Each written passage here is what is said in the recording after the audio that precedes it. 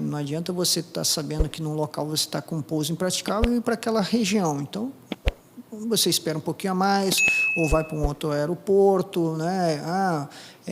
Tá vou dar um exemplo, excesso de peso, você não vai levar aquele peso excedente, então tudo isso aí você tem que ter o discernimento, a capacidade de decisão, né, do comandante, isso aí sim, com certeza. Tem que ter, sim. E que o senhor contou a história, né, de pousar ali no campo de mandioca. Durante o treinamento de aviador, vocês treinam pouso de emergência na água, no roçado? Sim. Na fase inicial, por exemplo, na aviação de helicópteros, a gente faz esses treinamentos. Né? A gente fala que é pouso em área restrita, pouso em local não preparado, inclinado, em altitude, porque daí modifica a performance da aeronave. Então, tudo isso aí é treinado. E é claro que você sai com um pacote de conhecimento. E, a partir através do tempo, com a sua progressão operacional, vai aprender com os ensinamentos dos mais experientes e com aquele momento que você vai estar vivenciando. Então, poucas vezes eu tive a oportunidade de fazer a mesma missão. Então, cada dia era um show diferente. Né? Então, essa era muito interessante. Eu tenho duas perguntas. Primeiro, qual é a condição mais difícil assim, de pouso? É de noite, numa situação específica? Assim, né? Exemplo, é mais difícil... da minha forma de ver, é mais difícil pousar à noite, no meio da selva, num roçado, por exemplo. Tentando dar um exemplo assim. Ou não, mais difícil é pousar à noite se eu tiver que pousar no meio de uma pista, porque aí tem um monte de fio de eletricidade, isso daí atrapalha. Na sua opinião, qual que é assim, a situação mais difícil para fazer um pouso? Olha, depois de uma certa quantidade de horas de voo, eu acho que você não tem essa dificuldade, talvez, imagino, né? Mas, é claro, você requer algumas atenções. O voo noturno já é diferente, né? A gente não é acostumado, então, mas para isso existem os auxílios necessários no aeroporto, ou que seja para helicóptero, você vai direcionar o seu farol para aquela região que você quer pousar. No caso nosso da aviação militar, tem a parte do voo NVG, que é a parte de uso de óculos de visão noturna. Eu acho que o pouso em área restrita com óculos de visão noturna é um fator complicador.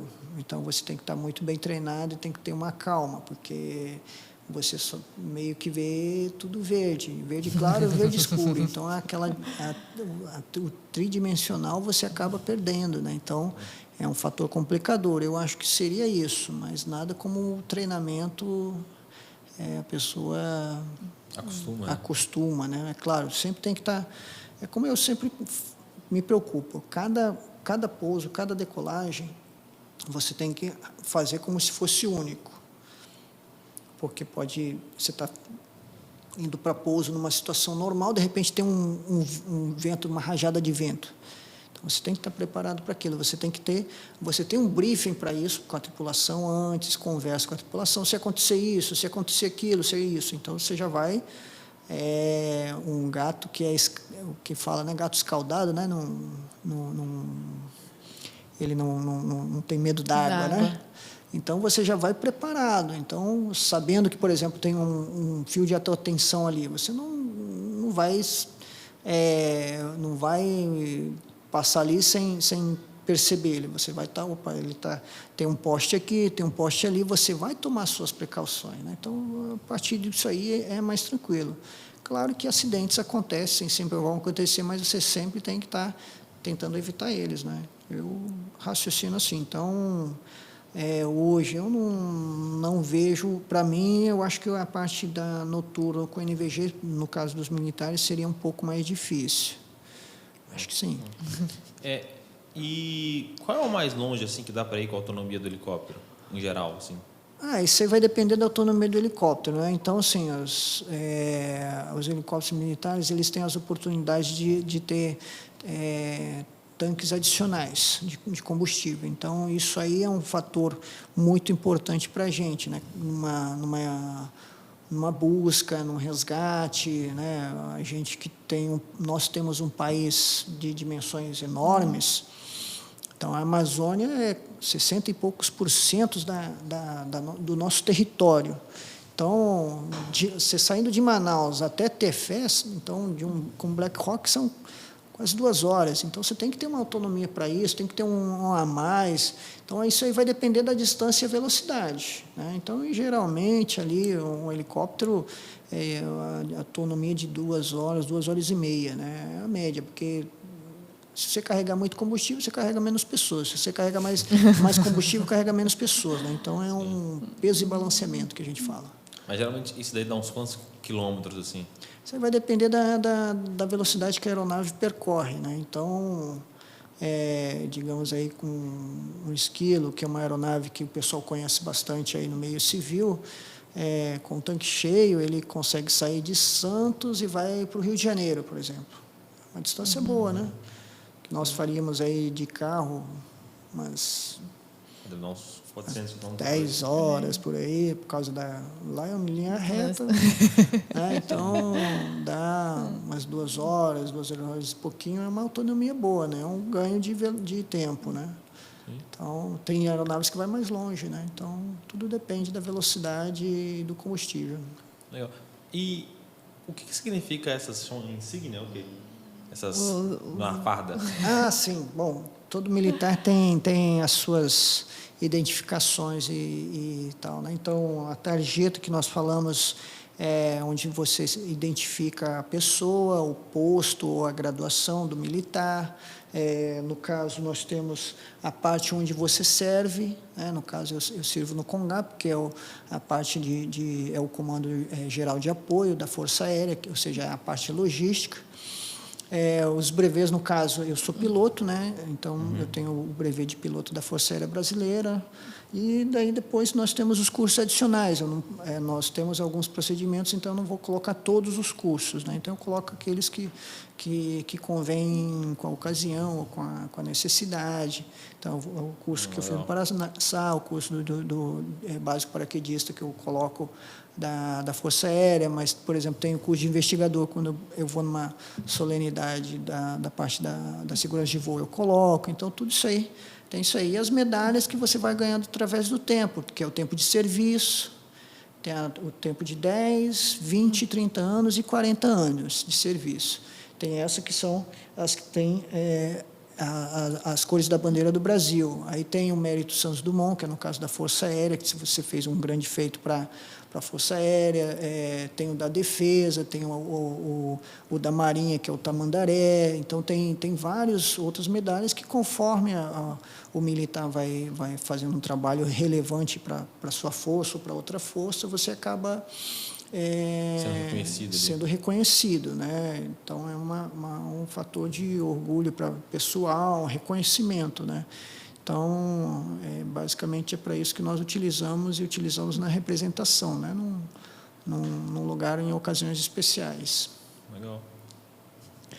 Em relação também ao tempo do senhor nas Forças Armadas, né? Qual a maior lição que o senhor pode tirar desse tempo? A maior lição? As maiores, pode ser. Olha, de todo o tempo que, né, eu ainda tenho de carreira, mas a maior parte do tempo foram as amizades que eu fiz, né, o aprendizado que eu tive na Força Aérea, que eu pude transmitir para outros que chegaram, a vontade de trabalhar para a nossa sociedade e ter o orgulho de que nós sempre trabalhamos pela pátria, né? Pelo nosso Brasil, né? Então, é um dos momentos ímpares. Toda a profissão nós trabalhamos realmente em prol do seu país, por qualquer momento que seja, nós se sentimos realizados, né? Então, eu me realizo no meu trabalho, mas realmente as amizades são as coisas mais bonitas. Nós temos pessoas dentro das Forças Armadas que parece que são mais familiar seu do que a própria família. É interessante, porque uma pessoa que você convive 20 anos, todo dia no seu trabalho, a pessoa ela sabe como você olha já de um jeito, né? Te conhece bem, né? Te conhece, então, ou a pessoa tá de um jeito, você vai lá, sabe como conversar com a pessoa, então, é uma família, realmente. E nessa questão de amizade, né, de quem realmente te conhece depois de tanto tempo, como piloto, tinha algum, por exemplo, copiloto ou outro piloto que o senhor gostava muito de estar junto numa mesma missão porque tinha realmente esse entendimento?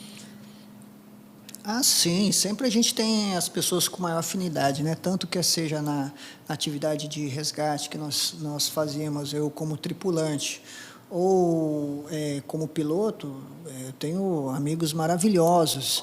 E até é interessante, né? Eu tenho instrutores meus que foram instrutores, né? E hoje trabalham comigo. E era aqueles, né? A gente tinha um instrutor de voo como aquela pessoa, né? Inalcançável, aquela pessoa que tinha o cajado que ia destruir a gente.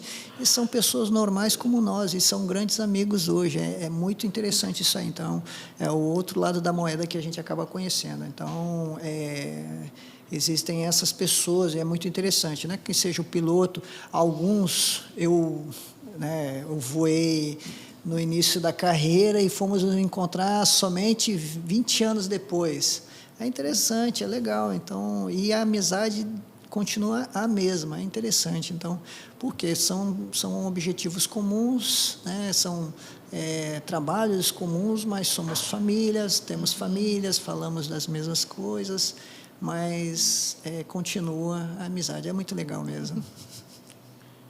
E, Coronel, você consegue contar um pouquinho sobre as suas experiências que você teve nos países do exterior? Quais países você chegou aí pela Força Aérea? Como que foi as missões que você executou lá fora? Eu tive praticamente em quase todos os nossos da fronteira, né? Em especial, fomos para os Estados Unidos, né, em busca de aeronaves. Tivemos aqui algumas operações, fui para o Chile. Por um outro órgão, eu já fui para o Catar. Então, foram as oportunidades interessantes que as Forças Armadas me propuseram para o trabalho. E, claro, que você acaba conhecendo aquelas pessoas dos outros países, a forma de operação de outro país, e você leva um pouquinho da sua cultura. Então, é muito interessante porque, por onde o brasileiro passa, ele é bem quisto, né, pelo seu trabalho e pela sua amizade que é criada. Então, eu tive essas oportunidades por onde passei, nesses países. E por militar, assim, que tem interesse em ter essas oportunidades, assim, tem algum pré-requisito, alguma coisa que, o cara que vai, tenente que está entrando agora como aviador da Força Aérea, assim, tem algum bizu que ele já tem que ficar de olho, assim, exemplo, eu preciso no mínimo aprender a falar inglês aqui bem, porque quando tiver alguma coisa vai precisar, entendeu? Sim, isso aí ajuda. Então, tudo vai depender de uma série de fatores que vão cruzar e o que vai cruzar o teu caminho, você vai ter essa oportunidade, né? Eu aconselho aqueles que estão no início de carreira ou que possam ingressar nas Forças Armadas. Eu acho que qualquer profissão ter uma segunda língua, né? O inglês eu acho essencial. Nós que estamos na América do Sul somos o único país a falar português e os demais espanhol. É essencial você saber falar o espanhol bem, né? Porque tem a diferença de língua. No tráfego aéreo internacional, às vezes a pronúncia não é bem ouvida por você, então é interessante você ter um espanhol, também ajuda. Então, eu tive essa oportunidade, eu estudei na academia e fiquei 4 anos conversando com os cadetes de outras forças, né, que estavam estudando com a gente no intercâmbio. Então, você acaba tendo essa oportunidade de outras línguas. Pela minha descendência, né, então, eu falo que a minha primeira língua não é o português, né, foi o japonês, né. Então, isso aí me facilitou muito no meu trabalho. Então, em determinadas questões, quem podia estar como intérprete era a minha pessoa, ou eu estava para ajudar em determinadas posições. Então, isso aí, com certeza, ajuda. Então, eu já tive em situações em que eu era a única pessoa a ajudar a força para isso. Então, com certeza, a gente vai fazer isso aí. É a oportunidade, né?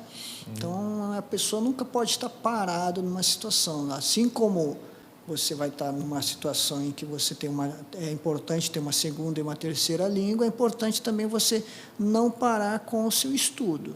Né? Eu me tornei aviador, você é aviador. Não, você vai ter oportunidade de fazer uma pós-graduação, ou que seja com os seus próprios recursos, ou a Força Aérea te custeando, mestrado, uma segunda faculdade, tudo isso aí vai agregar para você. Então, o militar, ele está sempre estudando.